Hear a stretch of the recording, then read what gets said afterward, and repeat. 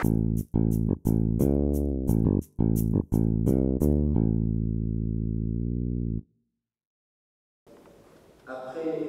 l'antisionisme décomplexé et presque tendance aujourd'hui, après tout cela, oui, je crois que l'on peut dire que les Juifs n'aient plus de complexe à s'interroger sur la vie, sur leur avenir et sur celui de leurs enfants. La France est devenue pour la première fois, le premier pays d'immigration d'Europe. Depuis cet été, ces hordes sauvages conformes aux synagogues qui sont constituées et désignées comme les ennemis numéro 1, les Juifs s'interrogent. La France et l'Europe sont-elles vraiment nues? Brise-t-on les baromètres pour éviter la tempête? Ce que je veux vous adresser ce soir, dans cette grande et belle synagogue, et à travers vous, à l'ensemble de la communauté juive de France, c'est un chaleureux et républicain Shalom Olam.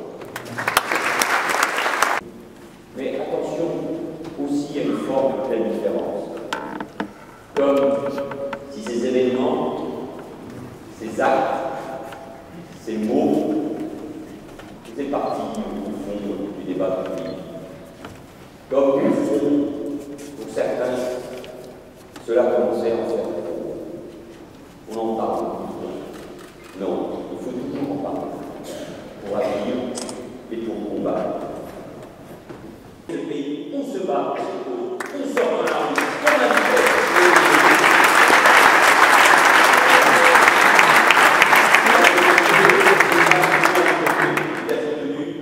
Vous l'avez rappelé, cher Joël Merny, les projets d'avenir que nos histoires engagées.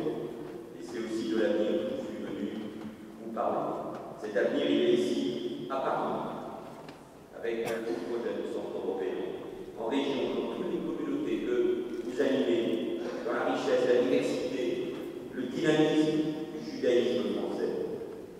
Monsieur le grand rabbin, vous prenez vos fonctions avec un grand défi devant vous, redonner de la sérénité aux Juifs de France, une sérénité à laquelle ils ont droit, avec toujours la même émotion, toujours même envie, la même sincérité. Sans les Juifs de France, la France ne serait plus la France. Empêcher les fidèles d'accomplir leur rite, de se conformer à leur tradition. La laïcité, c'est pas simplement le sacré du profane. Elle part de cette promesse originelle de la République. Vouloir vivre ensemble et définir les règles de garde. Je veux de jeunes se retrouver ici parmi nous dans une synagogue. C'est cela la France, c'est sa grandeur, ses capacités à rassembler et à respecter les traditions. Je sais, après cette cérémonie, circuleront sur les réseaux sociaux avec la même haine et les mêmes mots, la photo du Premier ministre de la France avec le kippa de la synagogue.